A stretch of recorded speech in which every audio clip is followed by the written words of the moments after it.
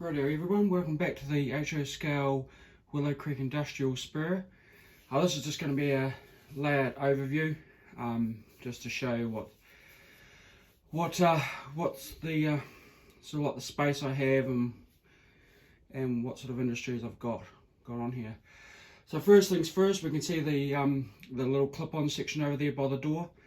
That just gives a little bit more of an extension for operations and what I call the Scott Street yard.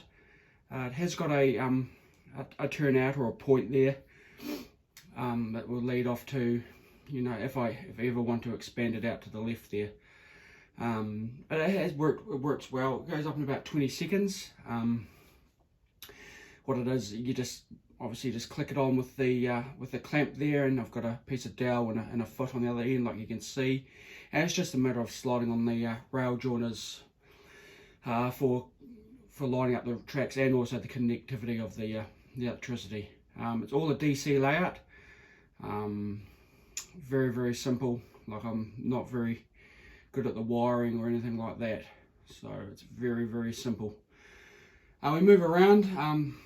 We've got the stones of the back scene I've just put up just recently in the last couple of days. We move into what we see is what I call the Scott Street yard.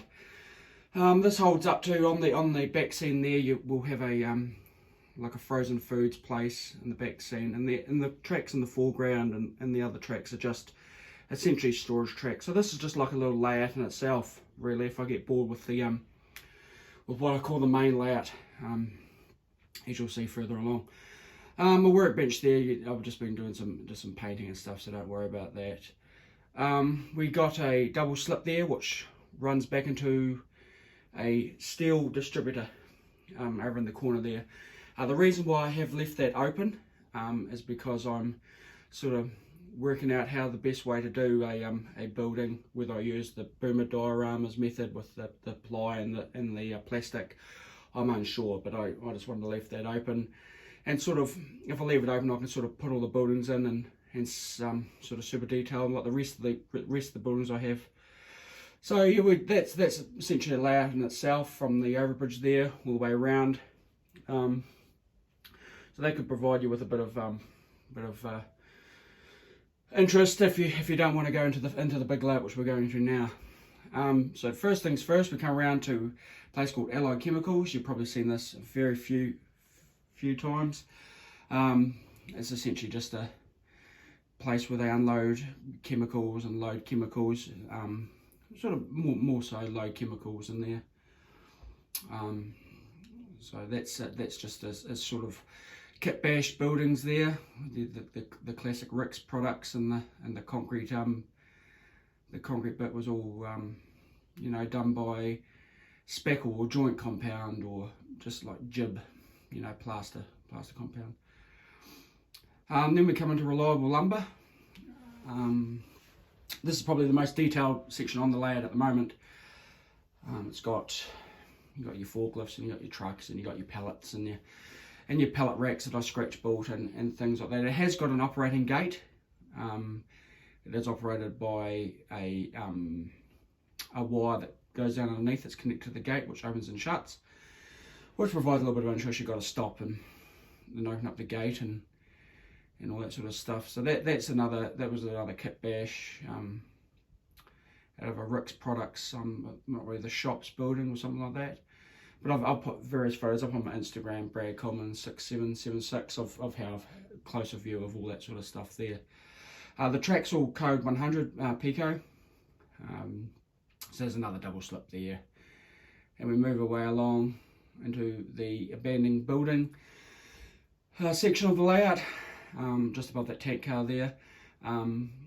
So yeah, I just wanted something that wasn't rail served, because it got a little bit too busy. But I have put in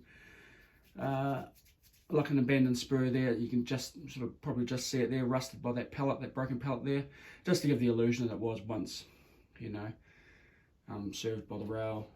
Then it goes along into the corner there where that coil car and the loco is there. That's just graffiti printed on cardboard. I think a Knock does it.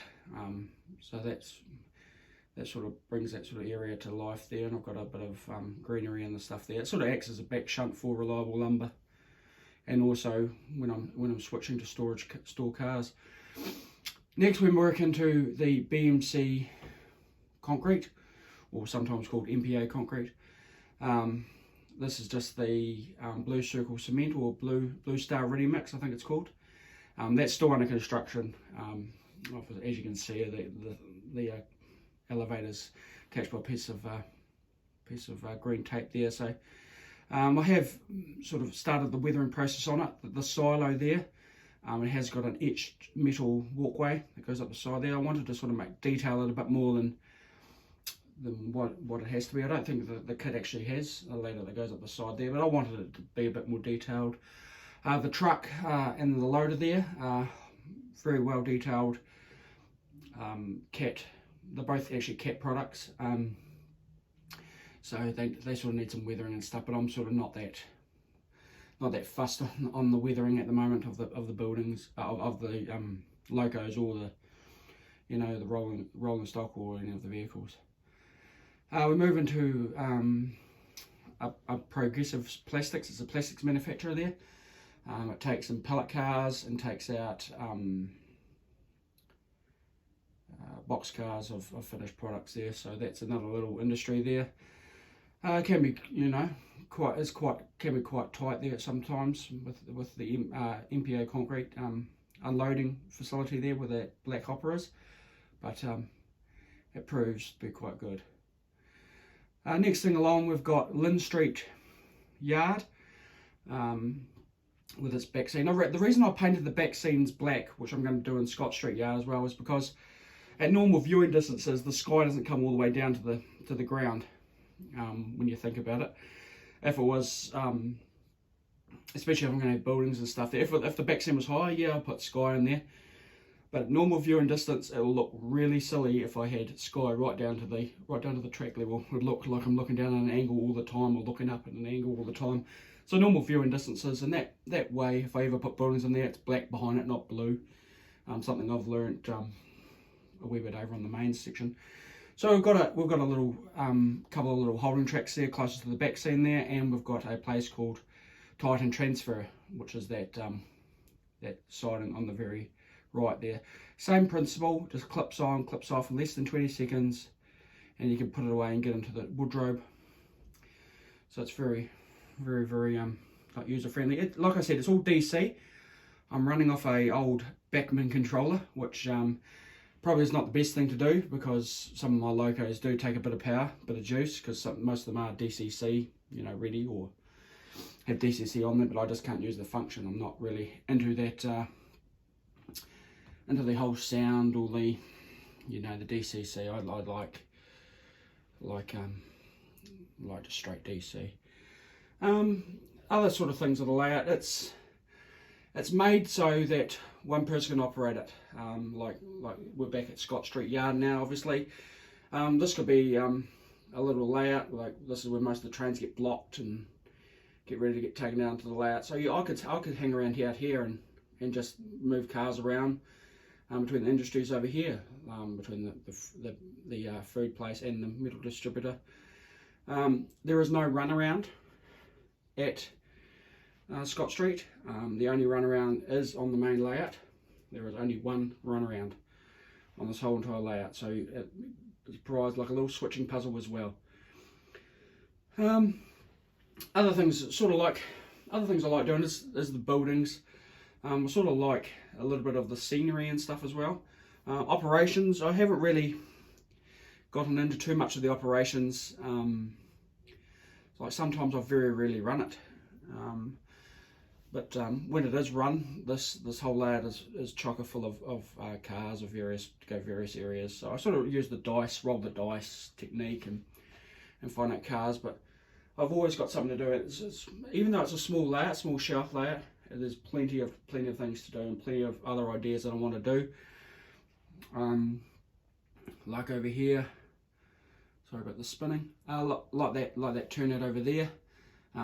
Whether or not I use a clip-on section for another industry, I'm not too sure. I was going to widen that out, but yeah, I sort of don't want it too busy. I want it just to keep it simple keep the track where it's simple, because as I said, like I'm not very good at the electric, so I rely solely on the rail joiners and things like that. But that's something that I could possibly get better at, and things like that. We can't all be good at everything. I do like as we spin around, I do like the weathering part of it. Just making buildings. I have got a sort of like a philosophy in my mind of what I want to achieve and what I don't like seeing on layouts. I mean, everybody to their own, and they've got their own ideas of how they have their layout, and that's good to them. But I've got my ideas in my mind of what I do and don't like, and I'm pretty much sort of like sticking to that. I'm pretty much achieving what I set out to achieve there.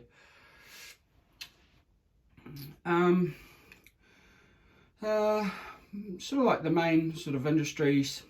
Yeah, I try to make it so I've got a variety of different bits of variety.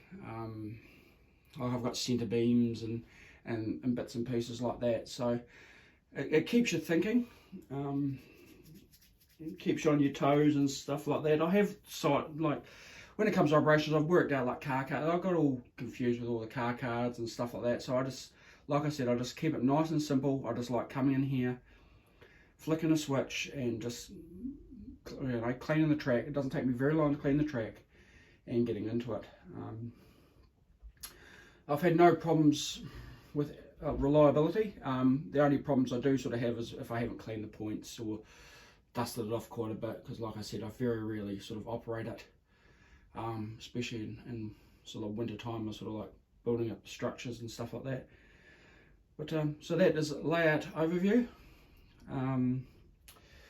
I will possibly do a operations video at some stage of an industry, something to show you what it all goes on. But apart from that, thank you very much for watching, and I'll catch you next time.